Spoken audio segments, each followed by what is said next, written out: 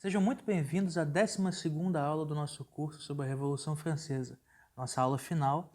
Hoje nós vamos falar a respeito das consequências dessa revolução e dos seus prolongamentos ao longo de todo o século XIX e o século XX. Ou seja, um assunto obviamente muito vasto e que supera o nosso tempo e, francamente, a nossa capacidade também. Nós vamos falar principalmente no que diz respeito à Santa Igreja Católica, né, a corrupção do clero e a entrada, né, a disseminação de doutrinas liberais no seio da Igreja Católica após a Revolução Francesa como uma consequência, né, desse acontecimento histórico nefasto. Também nós podemos fazer alguns breves comentários a respeito das consequências em outros pontos de vista, né, em outros planos, mas o objeto principal da nossa aula aqui é o que diz respeito à Igreja Católica. Nós começamos desde já, voltando, né, depois desse retorno de 20 anos que nós fizemos, no qual nós falamos a respeito da Vendéia, né, e do movimento da Chouannerie, nós voltamos ao momento em que Napoleão Bonaparte é derrotado pelas tropas aliadas da 6ª e 7ª coalizão, né, contra a França. Após essa derrota, a Europa se encontrava em frangalhos, numa situação muito complicada. Movimentos nacionalistas incentivados em grande medida pelo próprio imperialismo napoleônico, né, que espalhava as ideologias, né, liberais e uma espécie de nacionalismo que, é claro, tem também sua origem na cultura romântica que vem da Alemanha, mas que também foi muito incentivada pela Revolução Francesa, com a ideia de nation. Nós já falamos nisso na nossa, creio que, 7ª aula. Napoleão foi muito importante para a disseminação dos nacionalismos por toda a Europa, né? O nacionalismo polonês, até hoje o nome de Napoleão se encontra na letra do hino polonês, né? O movimento de independência da Polônia ao longo de todo o século XIX, especialmente na rebelião de 1863, se baseia na figura de Napoleão e no seu exemplo, no Grão-Ducado de Varsóvia que ele havia formado. Também o movimento italiano, né, o Risorgimento, vai se inspirar na breve experiência do Reino da Itália, né, que havia sido fundado por Napoleão, que colocou no trono desse Reino da Itália o seu enteado, Eugène de Beauharnais. Também, mais uma vez, o incentivo, né, que ele deu ao movimento revolucionário, mais ou menos, sempre mais ou menos relacionado com a maçonaria na Itália, quando fundou a República Cisalpina, também em 1797. Esse movimento é uma das origens da futura maçonaria carbonária, né? Os Carbonari, que vão ser tão importantes no movimento de unificação italiana ao longo de todo o século XIX, praticamente. Na Alemanha também, né, nós temos um acontecimento insólito que demonstra isso muito bem. Eu li sobre esse fato na biografia que eu recomendei a vocês, né, sobre Napoleão. Um jovem chamado Friedrich Staps, em 1809, após a derrota austríaca na Batalha de Wagram, enquanto Napoleão fazia a revista de suas tropas nas proximidades de Viena, um jovenzinho de 18 anos foi correndo em direção ao imperador francês, armado, né, querendo dar um tiro nele, e foi impedido e pouco tempo depois executado, né. Ele foi executado por ter pedido a morte. Napoleão, considerando a idade do rapaz, se dispôs a perdoá-lo, né, e a não prestar nenhuma queixa contra ele, né. Ele não teria... seria simplesmente liberado. Mas o jovem disse a Napoleão, que falou pessoalmente com ele, que desejava matá-lo porque, nas palavras dele, o senhor está destroçando a nação alemã, né? Ou seja, a ideia de nação alemã já estava ali, trazida pelo próprio Napoleão, né? se nós formos ver, quem conhece um pouquinho da história alemã sabe que o Sacro Império Romano Germânico jamais teve qualquer tipo de unidade, né? O território mesmo que pertencia ao imperador eram os territórios hereditários da Casa de Habsburgo, mas na verdade territórios propriamente imperiais não existia nenhum, né? Existia inclusive a previsão por parte das constituições do Sacro Império de que se não houvesse, se a casa reinante, né, não fosse a de Habsburgo, se fosse outra no futuro, e que fosse um nobre que não tivesse posses, né, a cidade de Bamberg seria entregue ao imperador para que ele pudesse ter algum território que ele governasse, quer dizer, diretamente. Ou seja, não existia autoridade, era totalmente descentralizado. Então, a ideia de nação alemã, de unidade alemã, ela foi trazida, né, por essa cultura patriótica da Revolução Francesa. E mesma coisa na Itália, quer dizer, todos esses nacionalismos, né, que mais tarde vão desencadear a unificação da Itália e da Alemanha, nas décadas de 1850 e 60, vão ser motivados justamente por essa disseminação, né, da ideologia liberal. Eles são sempre ligados, né? É um nacionalismo que é intrinsecamente liberal. Por mais que surjam movimentos autoritários baseados nisso, né, por mais que o Segundo Império, né, da Alemanha, né, o governo de Guilherme I e Guilherme II tenha sido despótico, né, mas a cultura na qual ele se baseia, a filosofia, o pensamento tem uma raiz liberal, sim. Mas voltamos agora ao início. Após a derrota de Napoleão, em 1814, decide-se fazer uma paz geral na Europa e uma reconfiguração de praticamente todos os territórios, né? O mapa do continente inteiro tinha sido muito modificado por Napoleão. Ele tinha feito modificações baseadas tanto nos interesses franceses quanto nessa ideologia nacionalista de autodeterminação dos povos que havia disseminado também pelo continente.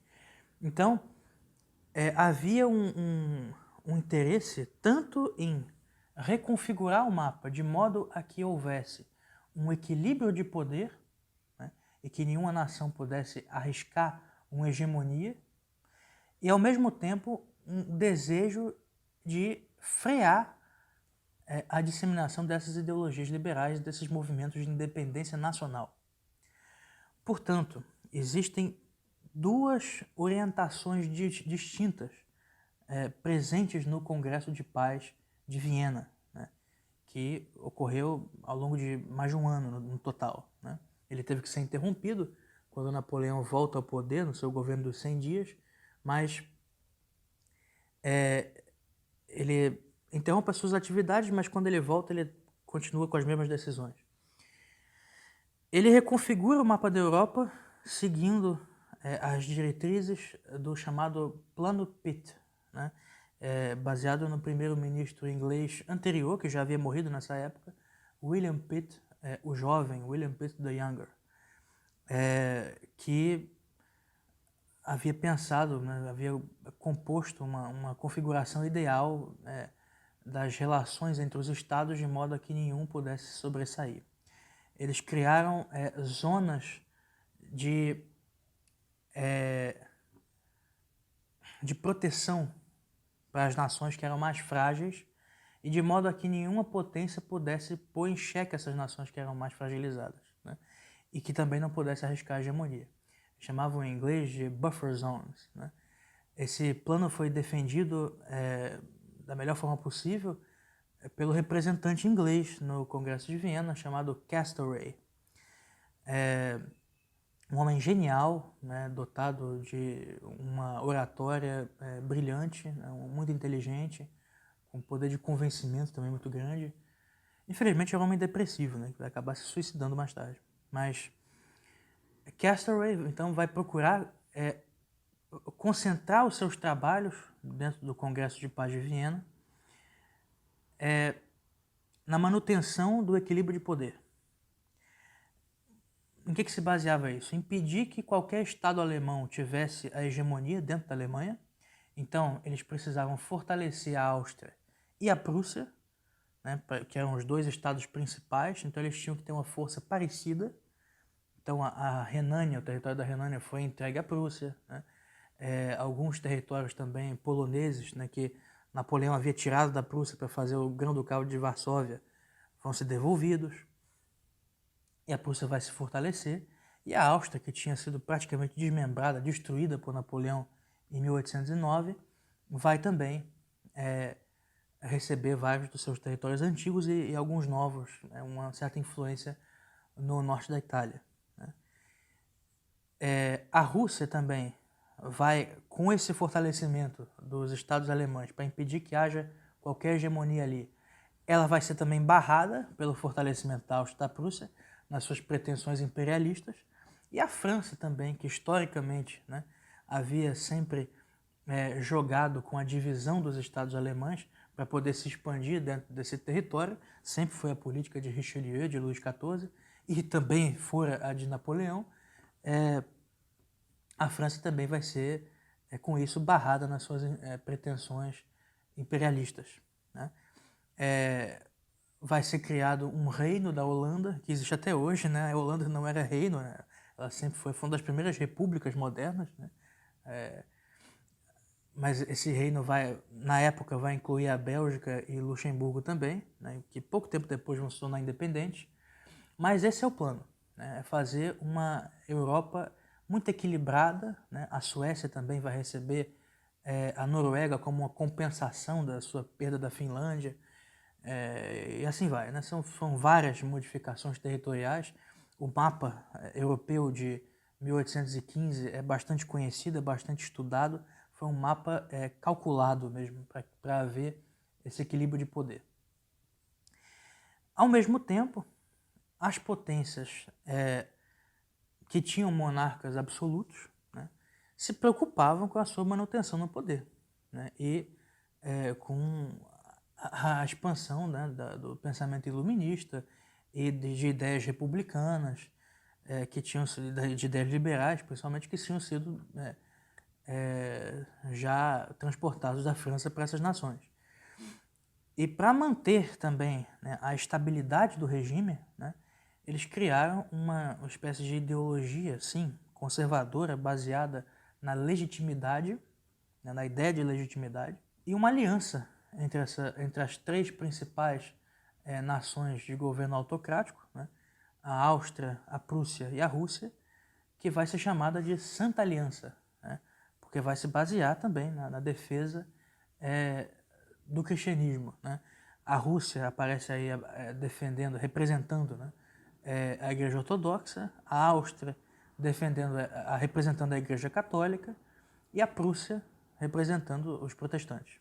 Então, você tem uma potência católica, uma protestante e uma ortodoxa defendendo militarmente, né, se dispondo a defender militarmente a cristandade, os restos de cristandade que existiam contra quaisquer iniciativas revolucionárias, como a política de descristianização que tinha sido empreendida pelo governo revolucionário da França, né, durante a convenção, principalmente, né, e durante o diretório. Essas duas concepções elas entraram em conflito em algum momento, e a única que obteve um sucesso duradouro foi a primeira, né, do equilíbrio de poder. Né? A partir daí, do período que vai do Congresso de Viena até a Primeira Guerra Mundial, em 1914, vai se discorrer um período de 99 anos. Esse período é conhecido como Pax Britannica. É um período em que os conflitos vão ser poucos, né? Claro que vai haver guerras, né? Inclusive as guerras de unificação da Itália e da Alemanha, e outras também, né? Como a Guerra da Crimeia, na década de 1850 também, a Guerra Austro-Prussiana, Franco-Prussiana, etc. Mas são conflitos locais. Né? Os conflitos gerais do continente europeu, que haviam acontecido no período da Revolução e principalmente com as guerras napoleônicas, isso vai cessar, né? Então, durante certo tempo, esse equilíbrio de poder, né, preconizado por Castlereagh, vai ser um sucesso, né? Mas a Santa Aliança, né, que havia sido idealizada pelo czar Alexandre I da Rússia, né, e pelo representante da Áustria no Congresso de Viena, o príncipe Metternich, que vai ser um dos grandes diplomatas, estadistas, né, da Áustria ao longo de toda a primeira metade do século XIX. Metternich era muito habilidoso politicamente, mas as suas concepções de política internacional não vão funcionar, vão ser um desastre. E em pouco tempo, né, a Revolução Francesa, por mais que esmagada militarmente, vai mostrar realmente a que veio, né, e vai transformar a Europa completamente, né? São os movimentos nacionalistas e de independência e também republicanos, né, as revoluções republicanas de 1820, 1830 e principalmente a chamada Primavera dos Povos de 1848. Né? Ao longo de todo o século XIX, a França vai enfrentar uma instabilidade política terrível, que é semelhante à do período revolucionário. Ou seja, não existe mais morta... Quando morreu o espírito, né, da monarquia católica, as ideias de legitimidade, né, a ideologia conservadora do regime da restauração, nada disso é capaz de sustentar um regime por muito tempo, né? Luís XVIII sobe ao poder, na verdade, como Luís XVI durante a primeira fase da Revolução. Ele vai governar a França com uma Constituição, com um poder extremamente limitado, né? E mesmo que o seu poder fosse maior, ele não conseguiria sustentar o regime por muito tempo, porque eles já haviam sido derrotados no plano das ideias, né? E não tinham nada realmente sério a contrapor ao desenvolvimento das ideologias revolucionárias que começam a ficar cada vez mais radicais ao longo do século XIX, e todos nós conhecemos, né, os vários socialismos e o marxismo que vão surgir nesse período. Então, era avassalador, né, o movimento. Existe uma ascensão progressiva da maçonaria. Eu já disse aqui para vocês que os movimentos de unificação italiana e alemã são todos dirigidos pela maçonaria, né? É impossível, né? Existe, inclusive, um momento terrível, né? Durante as revoluções de 1848, acontece uma revolução nos Estados Papais e o Papa Pio IX precisa fugir de Roma, né? O primeiro-ministro, algo semelhante ao primeiro-ministro dos Estados Pontifícios, chamado Pellegrino Rossi, é assassinado e decapitado, né? E a sua cabeça vai ser levada em procissão por Roma, uma coisa horrorosa, né? Então a maçonaria também vai começar a se tornar cada vez mais violenta durante esse período, mas também mantendo a sua estratégia de infiltração, né, na Igreja Católica, com o objetivo de destruir a cristandade, né? Eu mencionei para vocês no começo do nosso curso a obra do padre Emmanuel Barbier, né, As Infiltrações Maçônicas na Igreja. Eu recomendo essa leitura. E isso é o que a maçonaria sempre fez, né? Sempre se infiltrou na Igreja Católica para, aos poucos, ir disseminando, principalmente por meio dos seminários, as suas ideologias profundamente anticristãs, mas que com toda uma adaptação do seu vocabulário conseguem fazer passar, né? Conseguem fazer com que se dissemine facilmente, com pouca resistência, na verdade. Em meio a esse clero corrupto, né, e já muito debilitado francês, na década de 1830 que vai surgir o chamado catolicismo liberal, né?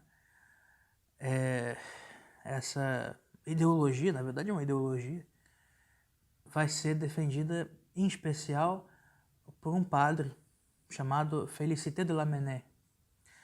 Lamennais, junto com o padre Lacordaire e o conde de Montalembert, vão fundar, em 1830, o jornal L'Avenir, o futuro. Né? Esse jornal vai difundir ideias liberais, conciliando-as aparentemente com a doutrina católica.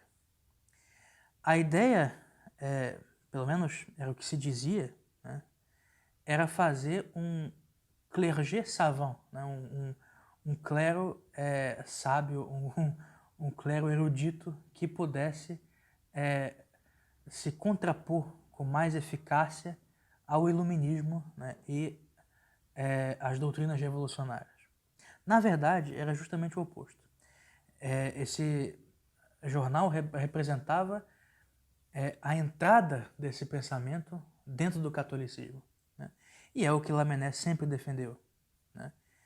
Ele vai ter muitos colaboradores famosíssimos, né, ao longo das suas décadas de atividade, inclusive durante pouco tempo o historiador Jules Michelet, que mais tarde vai se tornar um socialista, né? Inclusive o próprio Lamennais vai se tornar um socialista, né? Desde o início do seu trabalho, a sua obra vai ser muito criticada pelos principais bispos franceses e mais tarde, em 1832, vai aparecer um documento que é uma preciosidade, que eu recomendo que todos vocês leiam, uma encíclica do Papa Gregório XVI, chamada Mirari Vos, né? Que é uma condenação, né, dessas ideias liberais misturadas com a doutrina católica, defendidas pelos católicos liberais, dentre as quais o indiferentismo religioso, né, uma espécie de ecumenismo que pregava que todos os homens que eram piedosos e justos dentro da sua própria religião poderiam ser salvos, o que é impossível. A Igreja Católica jamais ensinou isso, né? A Igreja é a única esposa de Cristo, é a barca da salvação. Não é possível se salvar fora da Igreja Católica. Isso foi sempre defendido, desde os primeiros padres da Igreja. Todos os concílios, todos os papas sempre defenderam isso. E é o que nos diz o Papa Gregório XVI, aqui, na sua encíclica Mirari Vos.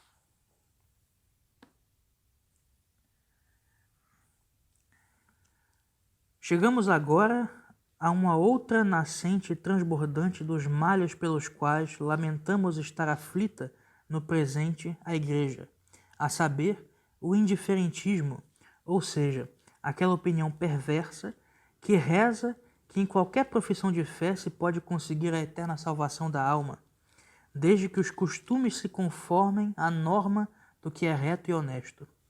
E desta bem fétida nascente do indiferentismo brota a absurda e errônea sentença, ou melhor, delírio, de que se deva admitir e garantir para cada um a liberdade de consciência.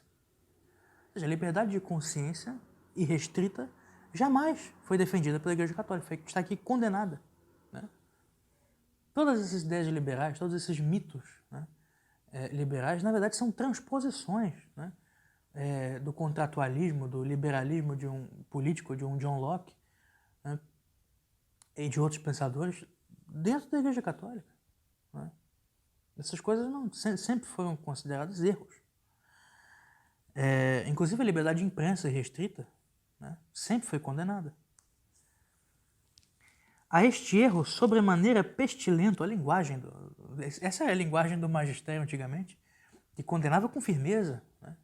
Aquilo que é feio, aquilo que é errado, deve ser dito que é errado, né?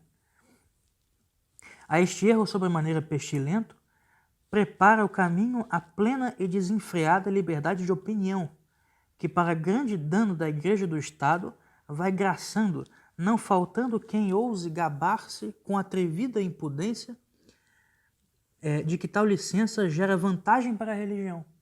que é exatamente o que dizia o jornal L'Avenir. Mas qual pode ser pior morte da alma que a liberdade de erro? Quer dizer, a liberdade de errar, não existe liberdade para o erro. Né? Isso é uma citação que ele faz de Santo Agostinho. Principalmente, com paterno afeto abraçando os que se aplicam aos estudos filosóficos e mais ainda às disciplinas sagradas, inculcar-lhes diligentemente que se guardem de confiar só nas forças da própria inteligência para não se desviarem nas sendas da verdade para o caminho dos ímpios. Recordem-se que Deus é o verdadeiro guia da sabedoria e o emendador dos sábios, e que é impossível que sem Deus conheçamos Deus, o qual, por meio do Verbo, ensina aos homens o conhecimento de Deus. Então, depois dessa condenação bastante firme, né, ainda existe uma outra condenação, a encíclica Singulare Nos, né, inclusive o jornal é mencionado nominalmente, né, Lamennais vai ficando cada vez mais radical, né, e ele publica em 1834 essa coisa horrorosa, né, chamada Palavras de um Homem de Fé, isso é a tradução feita aqui no Brasil, mas o nome original é Parole d'un Croyant, Palavras de um Crente. Né? E esse livro ele é apreciado hoje em dia até pelos teólogos da libertação, porque é uma interpretação socialista, francamente socialista, da história humana e que apresenta, é um dos primeiros que apresenta isso, a visão de Jesus Cristo como um libertador do povo, né? Lutando contra os opressores, nos quais está bem claro que Lamennais fala dos monarcas, né? Dos regimes aristocráticos. Então ele descamba, né, do liberalismo para o socialismo, o que é muito comum. Né? Michelet vai fazer o mesmo trajeto, mais tarde Victor Hugo vai fazer a mesma coisa, ele vai, pior ainda, ele vai do ultraconservadorismo monárquico até o socialismo, né? E vai também largar a Igreja Católica para se tornar espírita, né? É uma tragédia. Infelizmente, é um homem de grande talento, mas que acabou se destruindo em termos intelectuais, né? Se destruiu. Então, o catolicismo liberal, né, vai ser uma ameaça terrível, né, ao longo de todo o século XIX, e vai ser condenado pelo magistério não só de Gregório XVI, mas talvez com mais firmeza ainda pelo Papa Pio IX. Né? Mas não importa, as condenações vão se multiplicando e essas doutrinas vão cada vez mais sendo disseminadas, às vezes no início de maneira quase que oculta, mas com o tempo ostensivamente. O catolicismo liberal, no final do século XIX, início do século XX, vai começar a gerar uma outra cria muito pior do que o socialismo, que é o chamado modernismo. Né? Para falar sobre o modernismo, eu decidi chamar aqui um amigo, né, que já tem estudado esse assunto há bastante tempo, nos últimos anos, o Felipe, que daqui a pouco vai falar com vocês. E esse eu acho que é o assunto mais importante dessa aula, né, porque mostra a gravidade, né, dessa doutrina. O espírito, né, de 1789, o espírito da Revolução Francesa, infelizmente está, né, nos ensinamentos magisteriais de muitos papas recentes, né? Está nos documentos do Concílio Vaticano II, diversos documentos desse concílio, se não em todos. Então, assim, realmente é uma tragédia a situação que a Igreja vive hoje. Nós sabemos que as portas do inferno não prevalecerão e que, é óbvio, né, a Igreja de sempre, ela sempre vai continuar existindo até o fim dos tempos. Nós não somos aqui também sede vacantistas, não queremos negar a visibilidade da igreja, né, e a sua hierarquia legítima, mas infelizmente o erro se instalou, né, em Roma, né, nos ensinamentos que têm sido ministrados nos últimos 60 anos na Igreja Católica. Né. E com isso eu encerro aqui essa minha parte, né, a nossa última aula. Agradeço a todos vocês pelo apoio, pela paciência também, que nós infelizmente tivemos que parar a transmissão das aulas durante um tempo. Agradeço também todos aqueles que apoiaram, que, né, compartilharam os nossos anúncios, o link das aulas.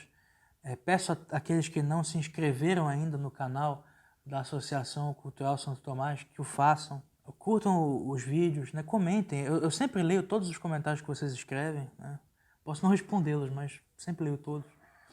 E saibam que é um grande incentivo, há comentários ali excelentes, muito interessantes, e que certamente mereceriam mais atenção, mas infelizmente nós não dispomos de tanto tempo. Mas aguardem que em breve nós viremos também com outras novidades, né?